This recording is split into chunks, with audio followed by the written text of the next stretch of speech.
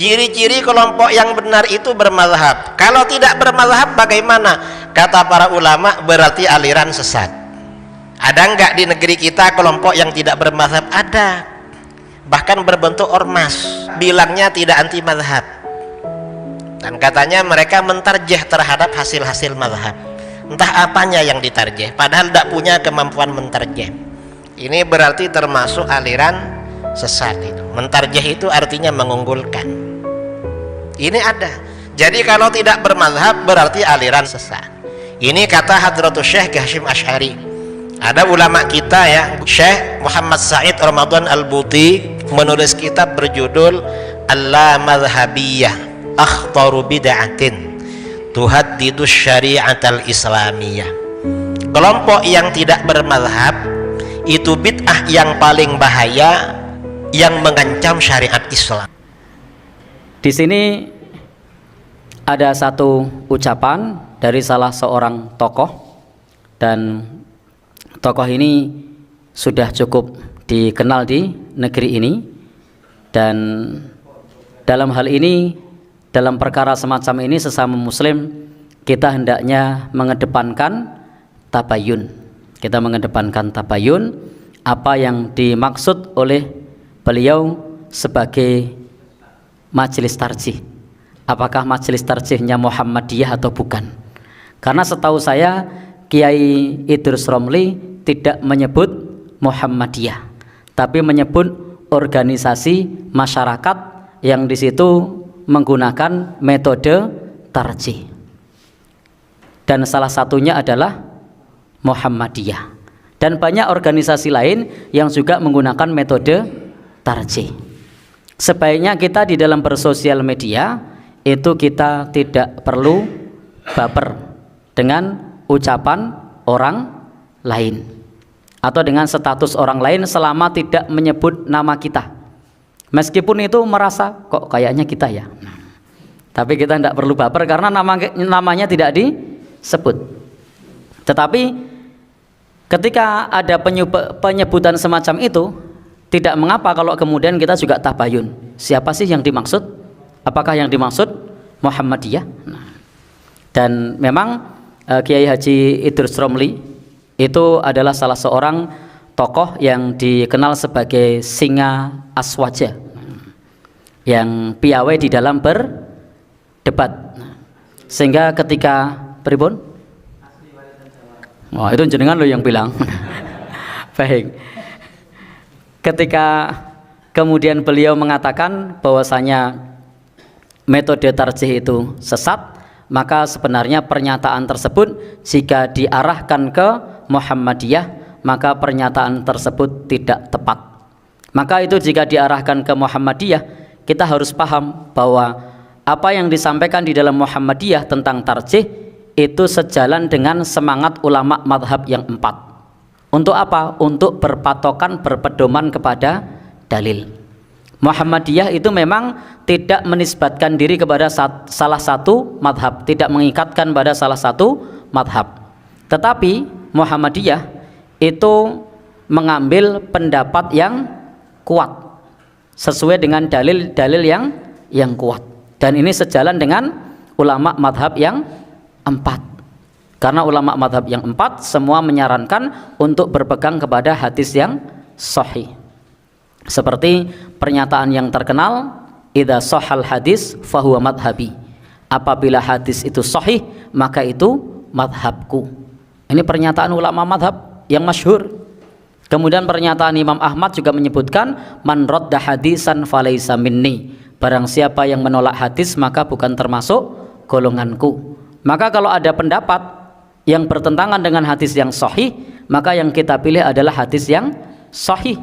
Kalau ada pendapat kemudian ada dalil yang sahih, maka dalil sahih itu yang kemudian kita pakai.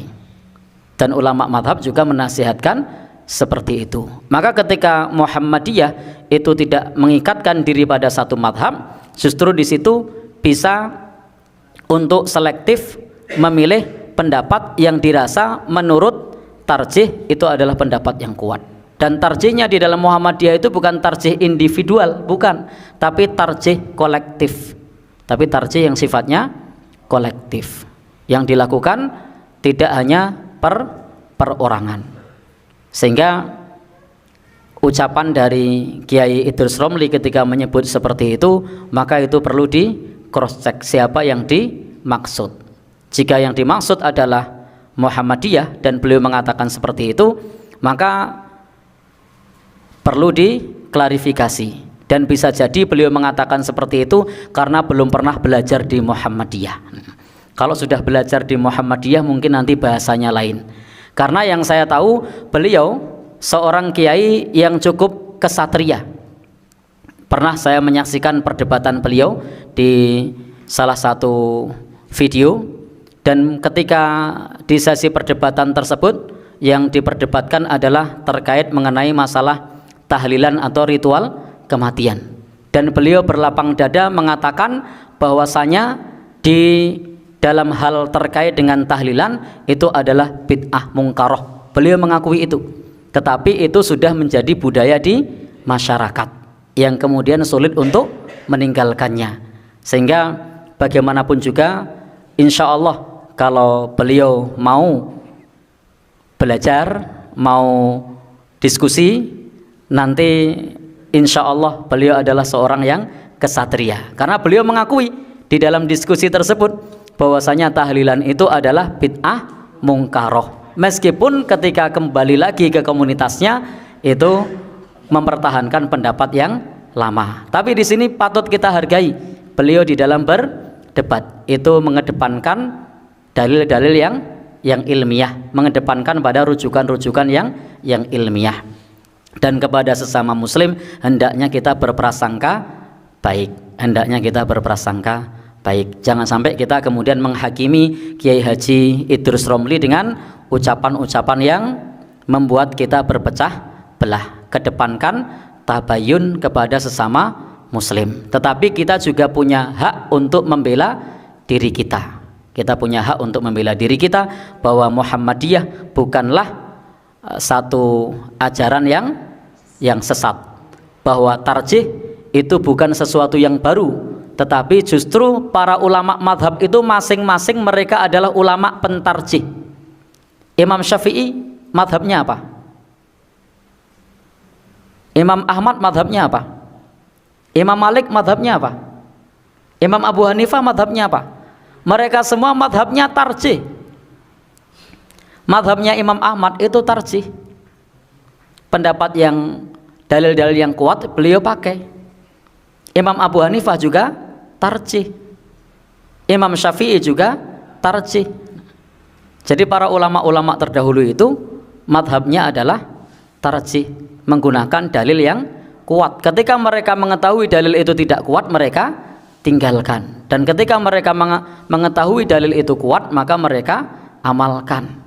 Dan inilah manhajnya para salafus soleh, manhajnya Muhammadiyah, bahwasanya manhajnya para sahabat, manhajnya salafus soleh, manhajnya Muhammadiyah itu adalah berpegang kepada dalil yang bersumber dari Al-Quran dan As-Sunnah yang sahih, yang makbul.